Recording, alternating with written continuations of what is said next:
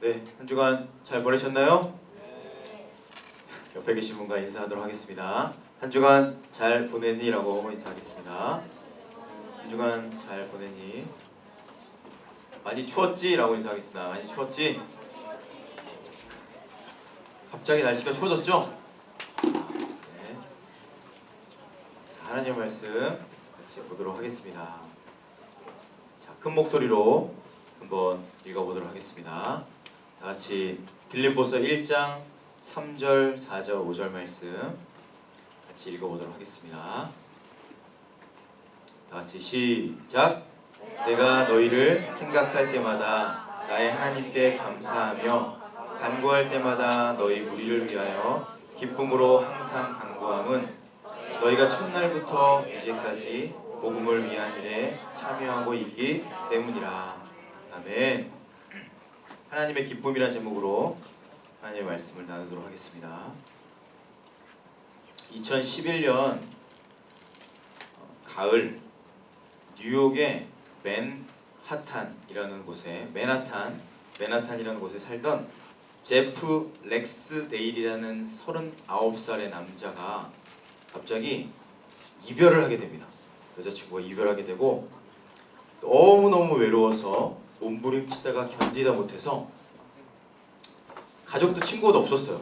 그 맨하탄에 혼자 뉴욕에서 혼자 살다가 너무 견딜 수 없는 외로움에 사무치다가 한 장의 종이를 뜯어서 자신의 전화번호, 자신의 이름, 그리고 이렇게 뭐든 대화하고 싶은 사람은 저에게 전화 주세요 라고 하고 이렇게 종이를 붙였어요. 몇 명의 대화 상대만 자기에게 전화해줬으면 했는데 놀랍게도 전화가 계속 울리는 거예요. 무려 7만 명이 넘는 사람에게 전화를 받게 돼요. 미국 사람, 영국 사람, 캐나다, 나이지리아, 말레이시아, 심지어 한국 사람에게까지 전화를 받아요. 7만 명에게. 여러분 실제예요. 그래서 전화를 한 사람도 내가 너무 외로웠다고, 그리고 당신에게 내가 힘을 주고 싶다고 하면서 통화를 하는 것이었어요. 이처럼 사람에게 진정으로 필요한 건 다른 게 아니라 사람이에요. 사람. 왜 이토록 인간은 서로의 존재를 필요로 하는 걸까요? 미국에 다트머스 대학이라는 데가 있는데 여기서 세계적인 뇌과학자가 있어요. 이 뇌과학자가 연구를 했는데 마이클 가자니가라는 교수인데 평생 동안 뇌에 대해서 연구했어요. 평생을.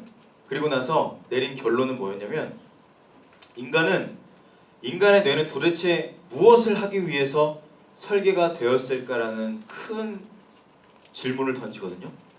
왜 내 뇌는 설계됐을까? 왜 뭐 하려고 라는 질문을 던지고 그것에 대한 대답을 하거든요. 그 대답은 뭐였을까요? 아주 심플해요. 놀랍게도 인간관계를 잘 하기 위해서 뇌가 설계됐다는 희한한 결론을 내리게 돼요. 놀랍게도 인간이 경험하는 극도의 고통과 극한의 기쁨은 다 인간과 관련이 돼 있어요. 사랑하는 사람의 이별을 하거나 사랑하는 가족을 잃게 되면 어마어마한 고통을 받게 되죠.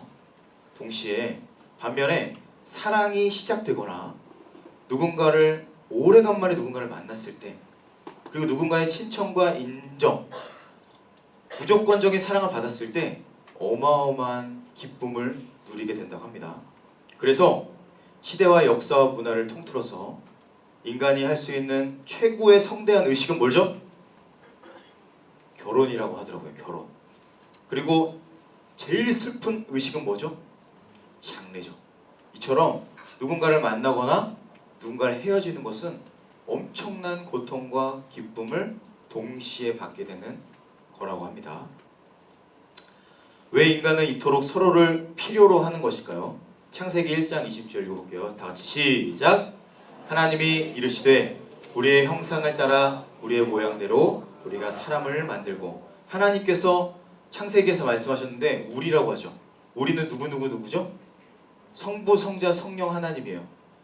한 분이시지만 세 개의 위격을 가진 하나님은 존재적으로 관계에 적으로 만드셔 계세요.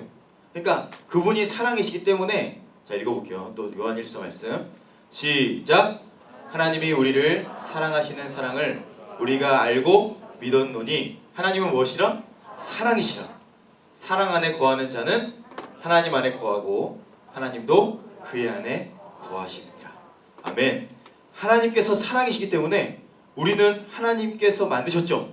저와 여러분은 하나님의 모양과 형상대로 만들었기 때문에 사랑하지 않으면 존재할 수 없게 돼요.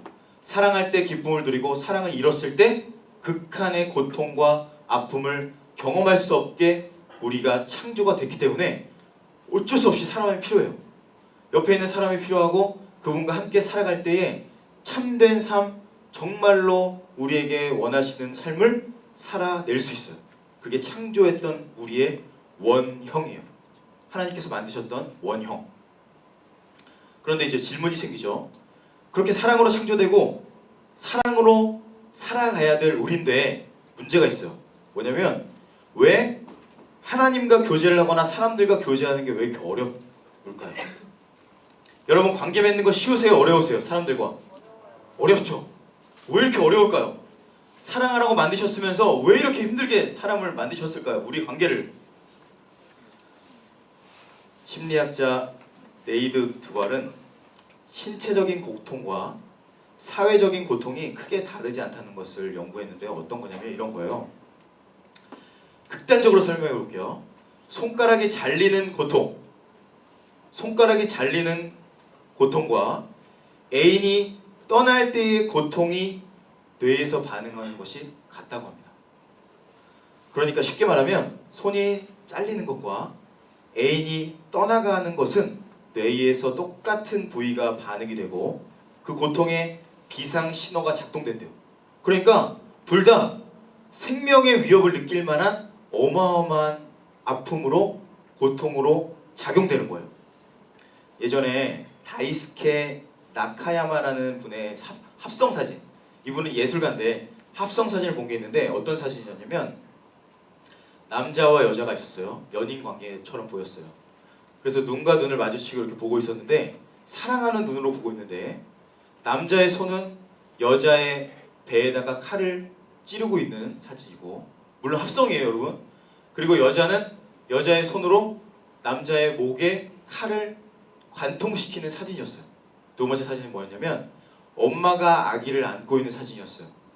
너무너무 사랑하는 마음으로 이 아이를 안고 있는데 엄마의 손에는 칼이 들려있고 등에 그 칼을 꼽고 있는 사진이었어요. 자, 이 사진이 무엇을 이야기하는 걸까요? 우리에게 그 메시지가 뭘까요? 사랑에는 고통이 함께 간다는 것을 이 작가는 그리고 싶었던 것 같아요. 사랑을 하지만 그 사랑과 고통은 뗄래야 뗄 수가 없어요. 교회를 떠나는 이들이 주변에 있는데 사람에게 고통과 배신을 당하고 상처를 주고받으면서 교회를 대부분 떠나요. 교회에 떠난 사람들이나 교회에서 혹시 우리 교회에 오신 분들 한번 생각해 보세요. 내가 왜 우리 교회로 떠났을까?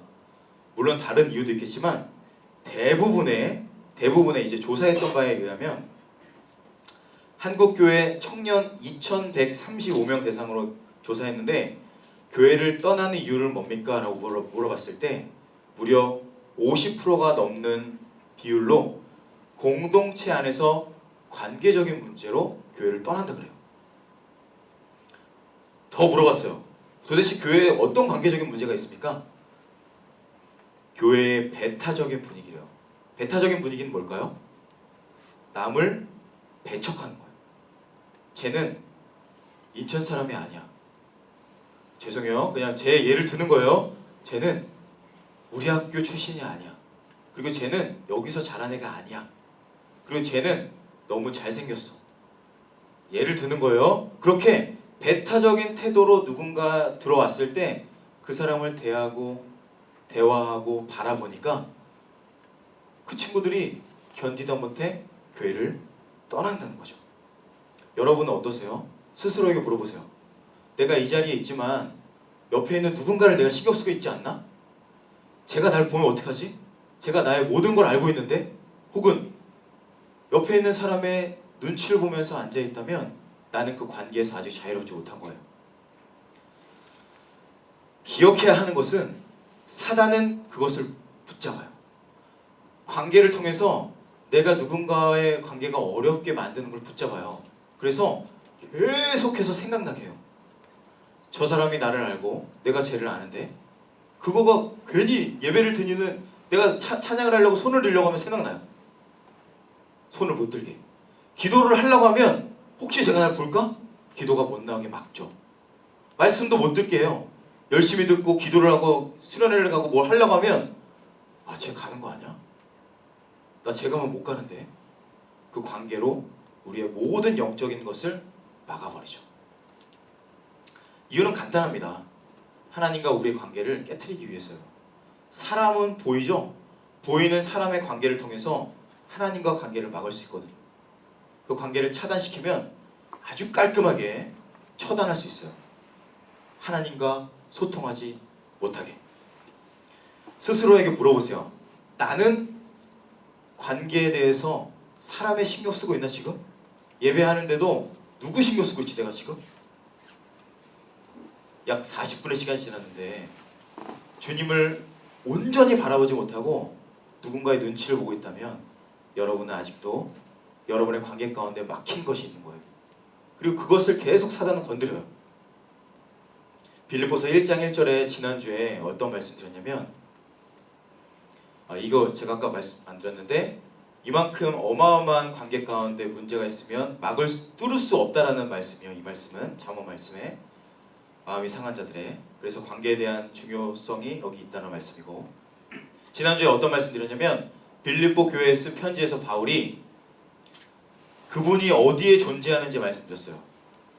어디에 존재한다고 말씀드렸었죠? 밑줄만 읽어볼까요? 시작! 그리스도 예수 안에서 그를 끌어갔던 것은 감옥에 있었고 어려운 상황에 있었지만 바울의 존재는 내가 죄수고 내가 지금 정말 어려운 상황이랑 상관없었어요. 그분은 누구 안에 있었어요? 예수 안에 있었기 때문에 누구를 계속해서 바라봤다고 했죠? 주님만 바라봤어요. 그 꿩이 날아야 되는데 뭘 봤다 그랬죠? 바닥에 모이 먹으면서 죽어갔다 그랬잖아요. 그게 아니라 보이지 않는 하나님 바라보고 주님 바라보면서 내 정체성은 내 상황이 아니에요. 그게 첫 번째로 바울에게 주어진 정체성이었어요. 그리스도 예수 안에서. 이게 바울을 이끌어갔던 큰 기둥의 첫 번째고 오늘은 두 번째 기둥을 보도록 할 텐데 자, 한 번 더 읽어볼 때 밑줄 친 데를 조금 더 신경 쓰면서 읽어보도록 하겠습니다. 다 같이 시작! 내가 너희를 생각할 때마다 나의 하나님께 감사하며 간구할 때마다 너희 무리를 위하여 기쁨으로 항상 간구함은 아멘. 여기까지만 읽을게요. 죄송해요. 여기까지만. 바울에게 있어서 그가 감사할 수 있었던 첫 번째 근거는 뭐였죠? 지난주에 말씀드렸던 그리스도 예수 안에 있었기 때문에 그는 감사할 수 있었어요. 기뻐할 수 있었고 이게 첫 번째 그를 끌어갔었던 아주 중요한 기둥이에요. 두 번째 기둥은 오늘부터 보는 이 두 번째 기둥에서 누구를 계속 생각한다고 하죠? 너희를 생각한대. 너희. 바울에게 너희는 누굴까요? 빌립보 있는 교회의 교인들이에요. 함께 동역하는 옆에 있는 사람들이었어요. 바울에게 중요한 두 개의 기둥은 첫 번째 뭐라고요? 예수님. 두 번째는 바로 옆에 있는 성도들, 사람들, 동역자들이었어요. 그에게 영광은 그가 추구했던 것은 예수님과 동시에 누구였어요? 너희들이었어요. 옆에 있는 성도들. 이해가 이제 안 되죠? 저도 오랜 시간 동안 하나님을 오해했었어요. 어떻게 오해했었냐면 하나님은 사랑받을 만한 사람만 사랑하신다. 다시 하나님은 사랑받을 만한 자격이 있는 사람만 사랑하신다. 그러니까 내가 무언가 열심히 하고 교회에 매주 나가고 헌금을 많이 하고 최선을 다하면 하나님이 나를 뭐 하신다? 사랑하실 거야 라는 이거는 제가 나중에 깨닫게 된 건 뭐냐면 이거는 사탄이 주는 거짓 메시지예요. 완전히 이 복음을 뒤집어 버린데 진리를 내가 이런 걸 저런 걸 하면 하나님이 나를 사랑하고 내가 이런 걸 저런 걸 안 하면 하나님은 나를 버릴 거야. 난 아주 이상한 거짓 믿음 가운데 사로잡혀 있었어요. 그런데 그렇게 하다 보니까 어떻게 됐을까요? 제 삶이 더 기쁨과 감사가 넘쳤을까요? 혹시 그러한 삶을 살고 계신 분은 알 거예요. 정말 열심히 해요. 정말로 최선을 다해서 나에게 맡겨진 것을 하지만 힘들고 이런 생각이 들어요. 내가 이렇게 하는데 쟤는 이렇게 안 하는데, 쟤는 왜 더 잘 되고 뭔가 잘 풀리는 것 같지? 나는 왜 이러지? 하면서 내 입에서 좋은 말이 나올까요? 안 좋은 말이 나올까요? 안 좋은 말이 쏟아져 나와요. 아무도 없을 때, 누군가에게 얘기할 때, 다른 사람을 험담하는 말이 막 나와요. 내가 저 사람을 판단하는 게 나의 삶의 일부예요. 항상 판단해요. 왜? 난 최선을 다하는데 쟤는 최선 안 다하는 것 같거든요. 그러니까 내가 쟤를 까야 돼요. 까서 짓밟아야지 내가 올라가거든요. 괴로울까요? 기쁠까요? 제가 경험한 거예요. 경험한 거 얘기하는 거예요. 엄청 힘들어요. 그런데 더 문제는 뭐냐면 내가 항상 부정적인 말하고 되게 냉소적이고 엄청 어두워지는데 내 내면은 놀라운 건 뭐냐면 겉모습은 더 밝아져요. 가면이죠. 정확한 가면을 쓰면서 이제 어마어마한 무서운 사람이 되는 거예요. 내 내면은 썩어 문드러져요.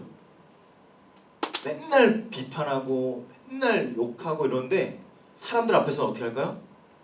웃어요. 너 잘 지냈어? 내가 널 위해 기도하고 있어. 야, 진짜 저였어요. 겉과 속이 완전 달라요. 이거는 완전히 사단에게 잡힌 상황이에요. 완전히 거기에 눌려있고 잡혀있어가지고 하나님의 역사는 완전히 사라지죠. 허무하고 공허하고 비판, 불평, 정확하게 성경에 나와 있어요. 불만, 불평, 이스라엘 백성들처럼 완전히 어둠에 사로잡히게 돼요. 그러면 옆에 있는, 제가 지금 말씀드리는 핵심은 뭐냐면 내 안에서 일어나는 이런 일들 때문에 주변 사람을 그렇게 보게 된다는 거예요. 주변 사람을 보면 쟤는 이게 문제고 저게 문제고 저게 부족하고 이게 부족해. 나는 이렇게 하는데 쟤는 이게 안 되고 저게 안 되고 이게 안 돼. 문제야. 시간이 지나면 지날수록 어떤 생각이 들까요? 내가 더 잘하니까 막 와, 주님이 나를 사랑하시는구나. 내가 이제 뭐 예를 들면 내가 진짜 새벽 기도를 40일 완주했으니까 주님 나 사랑하시는구나. 이렇게 됐을까요? 반대로 가요. 완전히 반대로 가요. 어떻게 가냐면 하다가 실패할까요? 성공할까요? 나는 이제 다짐하고 이제 할 수 있어 하면 할 수 있을까요? 없을까요? 여러분 해보셨죠? 결단하지만 실패해요? 좌절해요? 똑같은 말 했네요. 좌절의 실패의 연속이에요. 그럼 어떻게 될까요? 내가 스스로 나 이거 하기로 했는데 이거 어떻게 하지? 그러면 더 하나님을 볼 수가 없어요. 이제 더 이상 내가 그렇게 결심했는데 안 돼. 그러면 내가 하나님의 사랑을 못 받겠네. 나 어떻게 되지? 근데 사람들 앞에서는 어떻게 해야 돼? 더 잘해 보여야 되잖아요. 더 손을 흔들면서 막 하는 거예요. 찬양도 제 얘기하는 거예요, 여러분. 제가 그랬어요. 막 이렇게 하는 거 앞에서. 뒤에서는 점점 더 좌절해요. 무너지는 나, 실패하는 나, 하나님께 사랑받지 못하는구나. 그런데 어느 날이었어요. 이것도 특별히 막 수련회 가가지고 뭐 여러분에게 막 갑자기 막 뭐 특별히 막 기적이 일어나고 이런 게 아니에요. 그냥 예배하는 어느 날이었어요. 어느 날 예배를 드리는데 그냥 그 예수님의 십자가를 그냥 환상처럼 봐요. 환상이라는 것은 여러분 성경에서 요한계시록에 있는 것처럼 막 눈을 감으면 용이 막 날아다니고 십자가가 보이고 이것도 환상인데, 눈을 살짝 감았을 때 번쩍 하고 보이는 것도 환상이에요. 근데 제가 기도하다가 예배 드리는데 갑자기 항상 좌절 속에 원망하던 제가 그냥 평상시처럼 예배를 드리는데 갑자기 십자가가 눈을 감는데 보이는 거예요. 십자가가 보이고 거기에 매달려 계신 예수님이 그냥 딱 보이는 거예요. 그냥. 그리고 나서 제가 생각했던, 복잡하게 막 생각했던 제 모든 생각들과 부정적인 말들이 어떻게 됐을까요? 그 십자가 앞에서 아무것도 소용이 없어요. 예수님의 십자가만 보이면서 주님이 저에게 딱 한마디를 하셨어요. 뭐라고 하셨을까요? 이게 저의 인생을 바꿔놨는데 제가 몇 번 말씀드렸어요. 뭐라고 했을까요? 예수님이 내가 너를 사랑한다. 이 말씀을 저에게 하셨을 뿐인데 그 순간 저의 모든 게 바뀌는데 어떻게 바뀌었냐면 나는 주님을 사랑하기 위해서 발버둥치는 나였는데 그냥 주님은 나를 아무 이유 없이 완전히 개판 5분 전인 나를 사랑하신대요. 나를 사랑하신다고? 그러면서 내가 그 십자가 앞에 서니까 지금까지 했던 모든 수고는 소용없어요. 아무것도 아니에요. 그냥 발버둥만 치렀을 뿐이에요. 나는 소망 없는데 주님 나를 사랑하셔서 내가 여기 있구나. 그리고 나서 나를 봤어요. 어떻게 보였을까요? 제가. 그리고 나서 저를 봤을 때 어떻게 보였을까요? 내가 아무것도 한 게 없는데 나를 사랑하시는데 그리고 나서 나를 봤는데 내가 이제 조금씩 어떻게 보였을까요? 사랑스럽게 보여요. 그리고 더 놀라운 건 이거는 잘 몰랐어요. 이것도 잘 믿어지지가 않았는데 더 놀라운 건 어떻게 보였냐면 옆에 있는 사람을 봤어요. 어저께 봤을 때는 비판하고 정죄하고 쟤는 저게 문제고 쟤는 이게 문제야 라면서 제 스스로가 정죄하고 판단했던 말이 없어졌어요. 쟤를 봤을 때 나를 사랑하시는 것처럼 쟤도 예수님이 사랑하시겠네 라는 생각으로 보게 되니까 그 사람에게 향했던 저의 인상과 짜증과 분노의 말이 사라져요. 그러면 자 생각해 보세요. 지금까지 나는 항상 불평하고 원망하고 좌절하며 살았는데 이제 아무도 있을 때나 없을 때나 이제 나는 예수님으로 보고 예수님을 생각하게 됐어요. 그때부터 저의 삶이 바뀌었어요. 그전에는 여러분 죄송하지만 제가 다는 모르지만 조금은 보여요. 뭐가 보이냐면 저분의 마음속에 아직은 제가 경험했던 그 아픔이 있구나.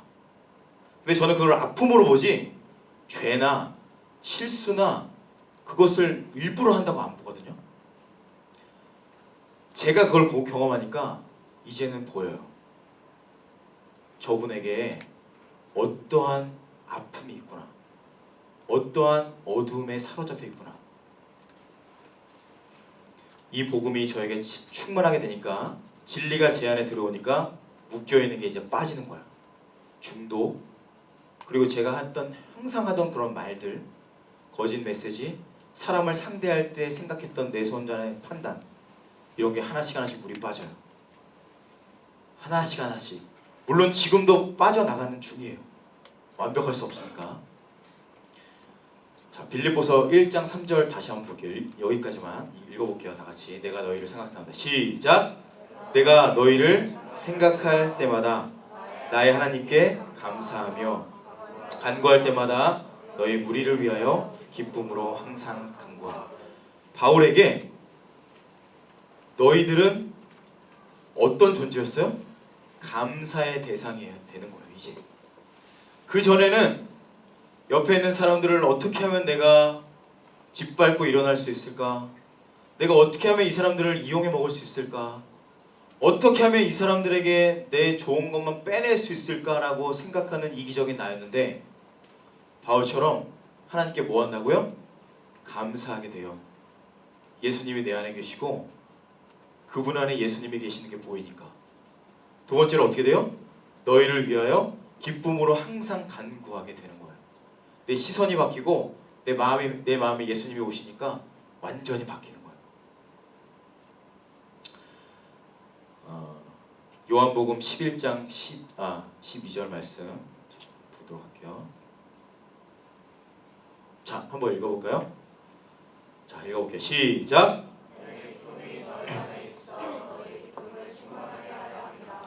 내 계명은 곧 내가 너희를 사랑한 것 같이 너희도 서로 사랑하라 하는 것이라.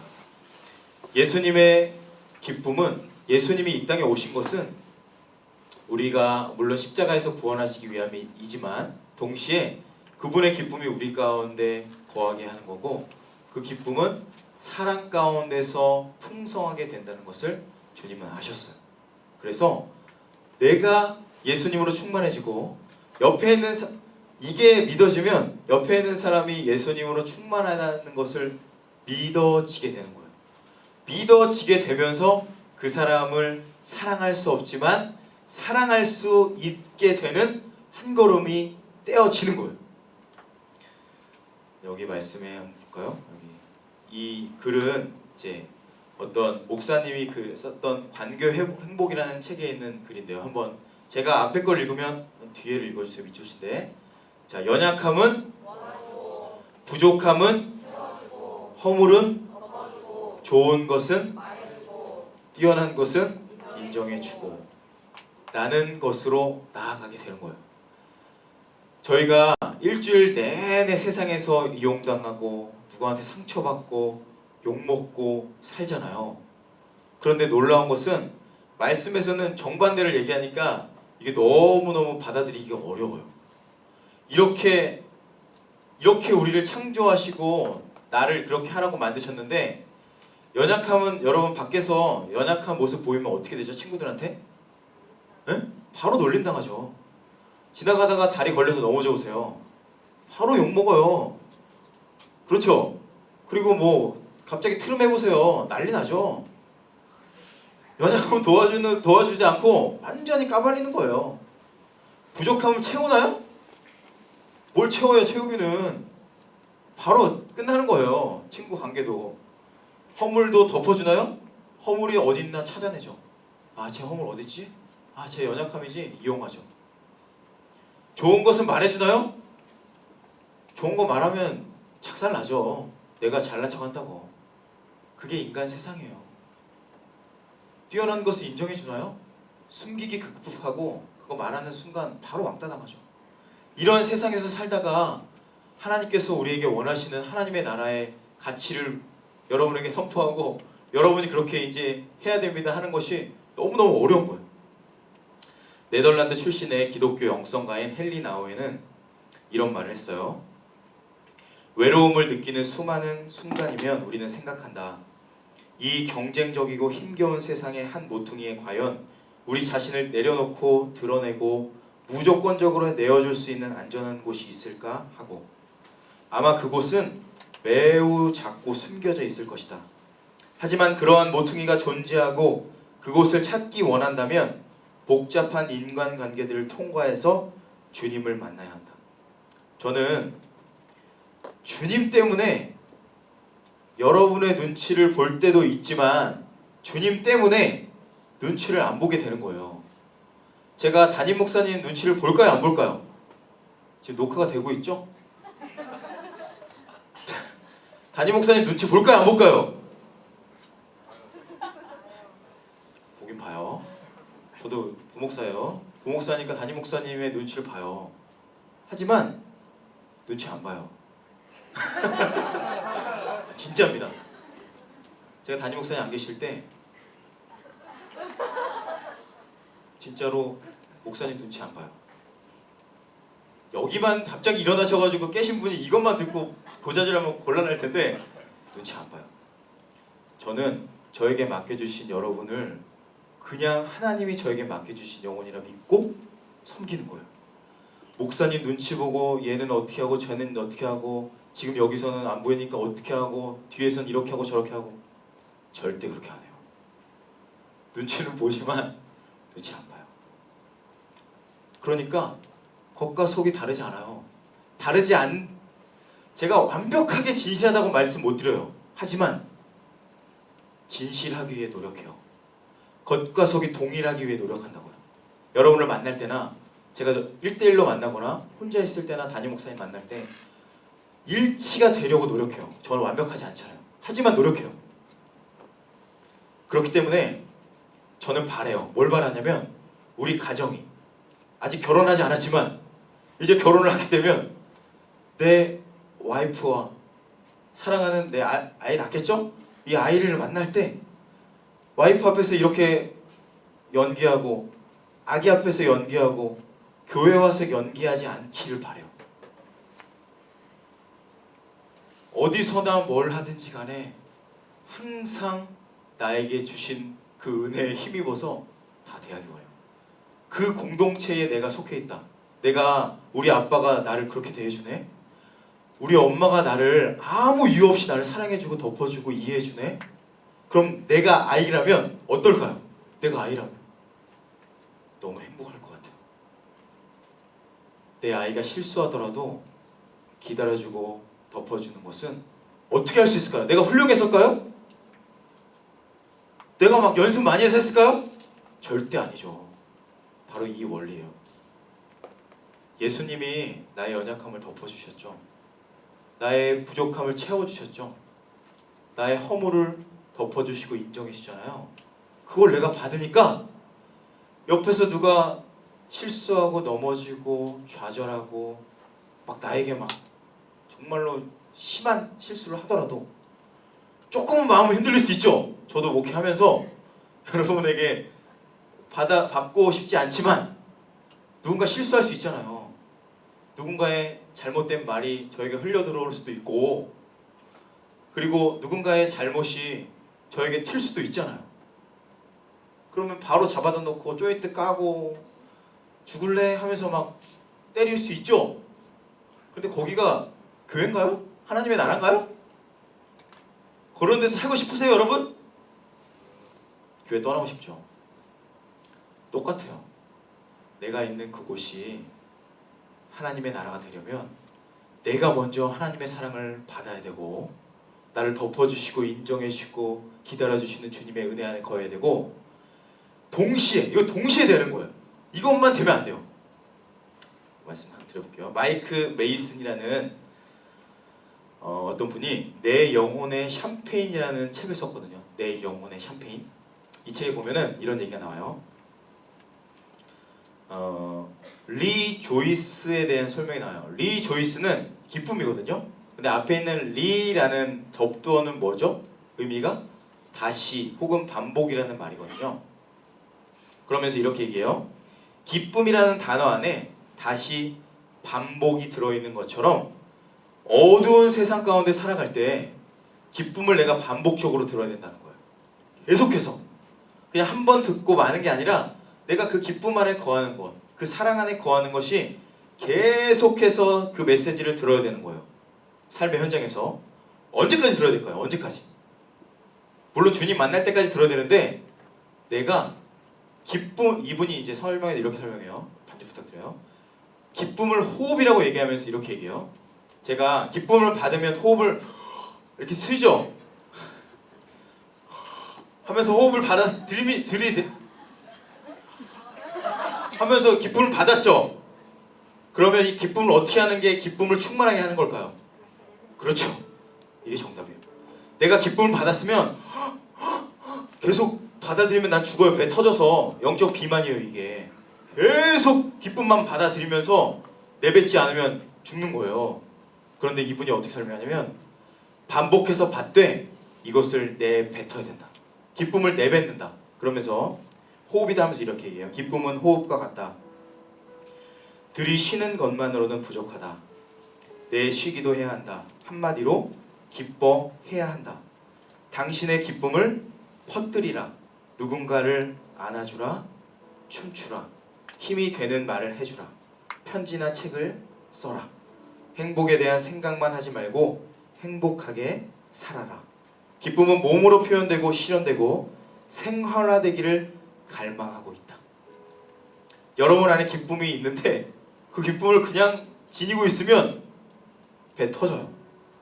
이게 내쉬어져야지 내쉬어져야지 이 기쁨이 충만해지고 그 사랑이 순환이 되는 거예요. 왜 우리가 기쁨과 감사와 사랑을 누리지 못하고 나에게 사랑을 하시는 건가, 주님이 계시는 건가 의심하고 불평하면서 있을까요? 여러분에게 끊임없이 주님은 사랑한다고, 내가 너를 정말 귀하다고 얘기하시는데 그것만을 갈망하는 거예요. 그것만을. 나에게 있는 사랑을 누군가에게 전하고 얘기해주고 선포해주고 축복해주는 것이 아니라 내가 그것만을 갈구하는 거예요. 우리가 그 사랑을 흘려보낼 때 우리 안에 그 사랑이 다시 한번 임하는 거예요. 여러분, 저희 다음 주에 뭐 하는지 아시나요? 네? 크리스마스 파리를 하거든요. 파리. 그런데 이것을 아는 분이 여기 나와 며칠 됐는지 모르겠어요. 크리스마스 파티를 하는데 이거 그냥 행사일까요? 그냥 행사는 아니에요. 우리 목자분들이 지금까지 예배에 참여하지 못하고 이렇게 세상 살다 보면 주님 잊을 때 많잖아요. 그리고 공부하다 보면, 일하다 보면 주님 놓칠 때 있잖아요. 그분들에게, 제가 청년들에게, 이제 교회 잘 못 오시는 청년들에게 전화를 하거나 문자를 하면 놀라운 얘기를 많이 들어요. 어떤 얘기를 듣냐면 자기도 교회를 나가고 싶다는 거예요. 그런데 교회를 나가고 싶은데 사람들 눈치가 보인대요. 눈치가. 우리가 여기 있는데 내가 혹시나 저 사람들에게 내가 버림받거나 혹은 나를 내치지 않을까라는 걱정을 하고 있는 거예요. 제가 아무리 얘기해도 제 말을 안 믿어요. 그래서 여러분들이 얘기를 해주셔야 될 것 같아요. 여러분이 얘기해서 목장에서나 목원들에게 교회에서 봤는데 못 본 친구들 있잖아요. 그 친구들에게 카드 여기 있으시죠? 주보에 이거 여러분 다 만든 거예요. 어디서 주워온 게 아니라 돈 내서 우리 정말 피 같은 교회의 돈, 우리 청년함대 재정을 가지고 다 만든 거거든요. 이거 가지고 여러분 주변에 지쳐있는 영혼들 있잖아요.